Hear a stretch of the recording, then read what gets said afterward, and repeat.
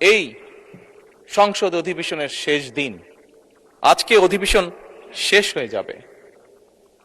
আমার সংসদ নেতা হিসেবে আমার দলের সদস্যদের কাছে, বিরোধী দলীয় বন্ধুদের কাছে, সহকর্মীদের কাছে, সদস্যদের কাছে আমার অনুরোধ থাকবে যে আসুন, আগামী অধিবেশন যেটি শুরু হবে সেখানে আমরা আলোচনা করব আমরা কত দ্রুত দেশে বিদ্যুতের সমস্যার সমাধান করতে পারি।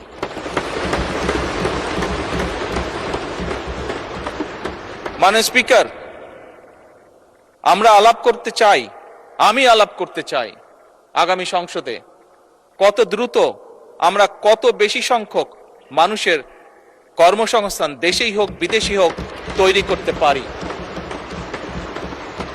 মাননীয় স্পিকার, এই সংসদে দাঁড়িয়ে আমি আলাপ করতে চাই যে আমাদের শিক্ষা প্রতিষ্ঠান, আমাদের হাসপাতালগুলোতে কত দ্রুত শিক্ষা এবং চিকিৎসা সুবিধা আমরা পৌঁছে দিতে পারি। মাননীয় স্পিকার, দিনের কার্যবিধিতে আপনি যখন শুরু করেন, বিভিন্ন সময় বিভিন্ন সংসদ সদস্য বলে ওঠেন তার এলাকায় রাস্তা লাগবে, তার এলাকায় ব্রিজ লাগবে, কারো এলাকায় কালভার্ট লাগবে। স্বয়ং বিরোধী দলীয় নেতা ওনার এলাকার সমস্যার কথা বলেছেন। মাননীয় স্পিকার, আমরা যদি দেশের পরিস্থিতি স্থিতিশীল রাখতে না পারি, দেশে আমরা যদি অর্থনৈতিকভাবে শক্তিশালী করতে না পারি, মাননীয় স্পিকার, বর্তমান প্রেক্ষাপটে যেখানে 30 লক্ষ কোটি টাকার ঋণ নিয়ে এই সংসদ দেশ পরিচালনা শুরু করেছে, সেই দেশকে আমরা এগিয়ে নিতে পারবো না। আমরা যদি একটি স্টেবল গভর্নমেন্ট রাখি, আমরা যদি একটি স্টেবল পার্লামেন্ট এনশিওর করতে না পারি, মাননীয় স্পিকার, আমরা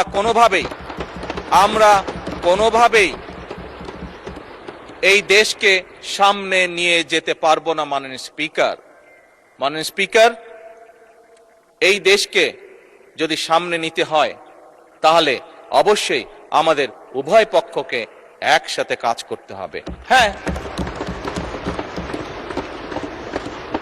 বাংলাদেশে আইটি শিল্পের বিকাশ কিভাবে হবে এ ব্যাপারে হয়তো আমাদের মধ্যে ডিবেট হতে পারে, এ ব্যাপারে আমাদের মধ্যে দ্বিমত থাকতে পারে, কিন্তু বাংলাদেশের আইটি শিল্পের বহিঃপ্রকাশ হতে হবে, এ ব্যাপারে আমাদের মধ্যে নিশ্চয়ই কোনো ডিবেট নেই। মাননীয় স্পিকার, সেজন্যই আসুন